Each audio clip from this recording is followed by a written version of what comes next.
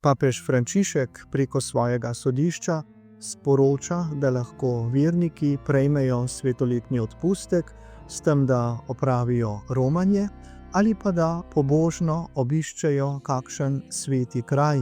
se tam zadržijo v molitvi v češčenju Najsvetejšega, potem zmolijo Oče naš, vero in Zdrava Marija.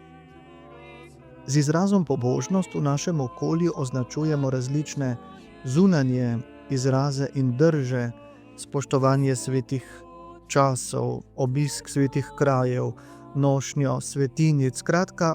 navade in običaje, ki izvirajo iz notranje verske drže in kažejo posebne poudarke v razmerju verujočega do božjih oseb in Matere Marije, glede na milosti, za katere prosimo.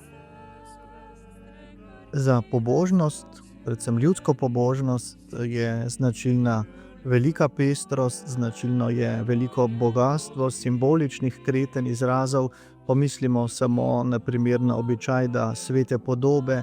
relikvije ali pa svete predmete poljubimo, da se jih dotaknemo z roko, da del poti ali posebna mesta prehodimo bosi ali po kolenih, da prinesemo darove, sveče za obljubljene predmete na nek kraj, pokleknemo na obe koleni, da nosimo svetinje. Vse to je neposreden in preprost način, kako človek na zunaj pokaže, kaj čuti njegovo srce in kako si prizadeva, da bi živel krščansko. Pobožen obisk svetih krajev, ki je združen s popolnim svetoletnim odpustkom, je možen v nekaterih rimskih bazilikah, tistih, ki nimajo svetih vrat, potem v drugih pomembnih cerkvah, v stolnicah, vseh marijanskih svetiščih, manjših papeških bazilikah in vseh cerkvah, ki jih poleg tega določi krajevni škof, ter tudi v narodnih svetiščih.